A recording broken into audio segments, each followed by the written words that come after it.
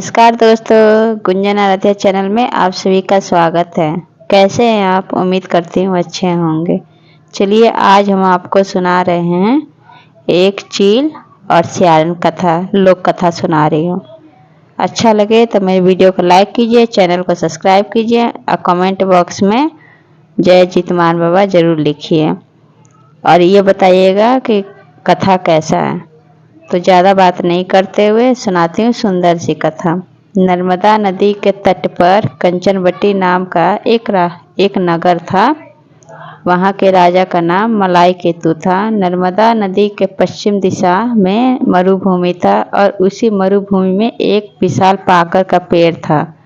बहुत पुराना पेड़ था। उसी पेड़ पे चील रहती थी और नीचे खोदर में सियारन रहती थी। चील और सियारन दोनों सहेली थी। दोनों एक ही जगह रहती थी। ऊपर चील नीचे सियारन। दोनों सहेली एक बार विचार की कि हम लोग जितिया व्रत करेंगे। अगली बार जब जितिया व्रत का दिन आएगा तो हम व्रत करेंगे। धीरे धीरे समय बीता। जितिया व्रत का दिन आया। जब जितिया व्रत का दिन आया तो दोनों सहेली मिलकर जितिया का व्रत की। अब संजोग से देखिए जितिया के व्रत के दिन जब आधा रात हुआ तो पूरा आंधी आ गया और पूरा तूफान आ गया। पूरा पानी पड़ने लगा और बिजली चमकने लगा। अब देखिए उसी नगर के धनी सेठ का निर्धन हो गया। अब उसका लाश को देखकर सियारन अपने आप को रोक नहीं पाई और उस लाश को उसी पेड़ के नीचे लाकर खाने लगी। उसका मांस खाने लगी, उसका हड्डी चबाने लगी। जब हड्डी वो चबा रही थी तब कटकट कटकट कटकट आवाज़ कर रहा था। ऊपर जो चील सो रही थी वो पूछी सियारन से, क्या आवाज़ कर रहा है? कटकट कटकट, ये किस चीज़ का आवाज़ है? तब चील पूछती है सियारन से, सहेली हम सुबह से भूखे प्यासे हैं, व्रत किए हैं। पानी इतना पड़ रहा है, इस वजह से ठंडा लग रहा है और मेरा दांत कटकटा रहा है।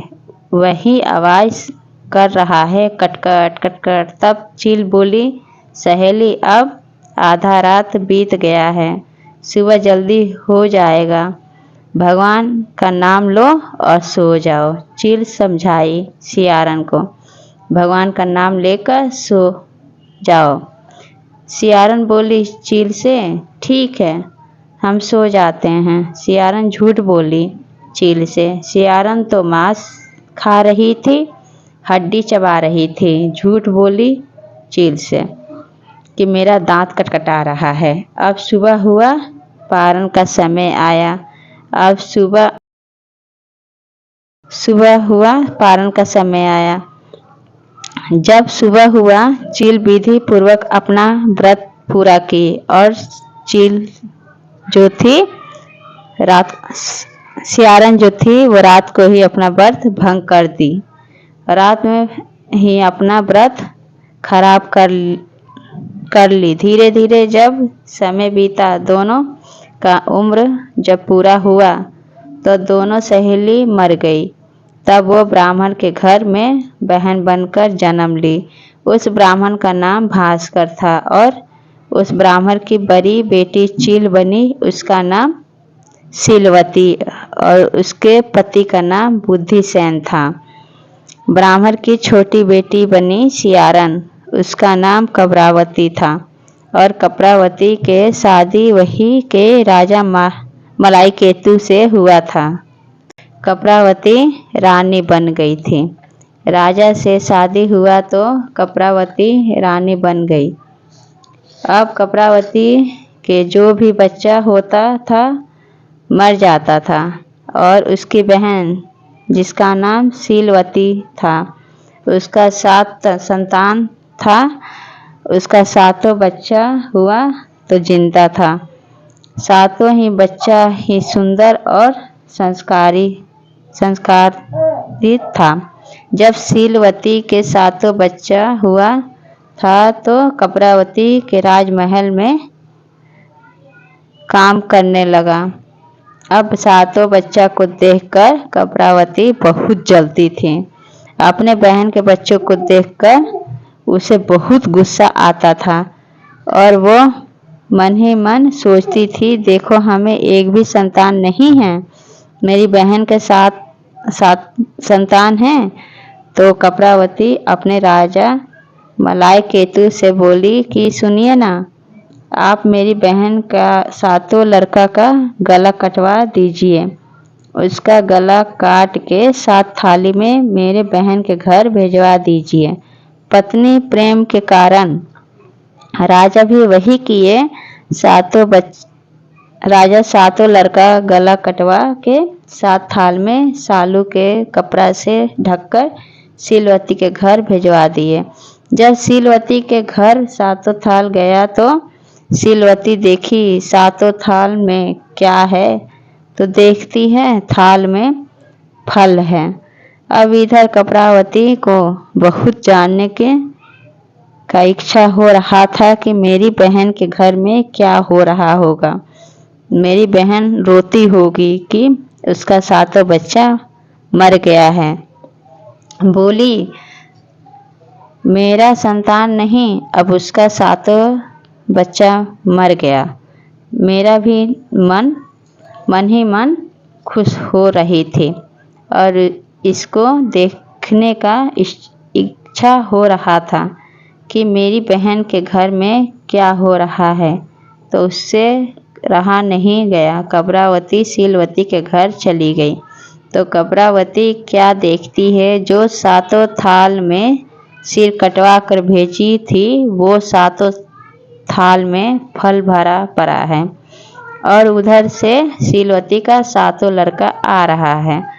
अब कपरावती का होश उड़ गया और वो सोचने लगी, हम तो सातों लड़कों का गला कटवा दिए थे, सातों जिंदा कैसे हैं। फिर वो बेहोश होकर गिर गई। जब कपरावती को होश आया तो तब वो शीलवती से कहती है कि बहन, तुम कौन सा व्रत करती थी, तुम्हारा बच्चा मर के भी नहीं मरता है। आज हम तुम्हारे सातों लड़का का गला कटवा दिए थे और सातों थाल में फल रखा हुआ है, इसमें हम सातों का सर रखवा कर भिजवाए थे इस थाल में, लेकिन मैं फल बन गया और तुम्हारा सातों लड़का जिंदा है। सो तुम कौन सा व्रत करती हो, हमको भी बताओ। अब देखें, जितमान बाबा के कृपा से शीलवती को पुराना बात सब याद आ गया। तब शीलवती कहती है कपरावती से, तुम्हारे कर्म के कारण ही तुम्हारा बच्चा नहीं रहता है, मर जाता है। भगवान से क्या छुपा हुआ होता है। हम लोग कोई गलत काम करते हैं, सोचते हैं कि कोई नहीं देखा है। तब कपरावती कहती है शीलवती से कि हम कौन ऐसा पाप किए, ऐसा कौन सा कर्म किए कि हमारा बच्चा जिंदा नहीं रहता है, मर जाता है, तुम बताओ। तो शीलवती को पूर्व जन्म के सब कथा याद आ जाता है। हम थे, तब वो कहती है शीलवती कपरावती से कि पिछले जन्म में मैं थी चील और तुम थी सियारन, दोनों गहरी दोस्ती थी, दोनों सहेली थे। हम दोनों मिलके जीतिया का व्रत किए थे, लेकिन तुम उसी रात एक निर्धन सेठ का मौत हुआ तो तुम लाश खा ली, इस वजह से तुम्हारा बच्चा मर जाता है।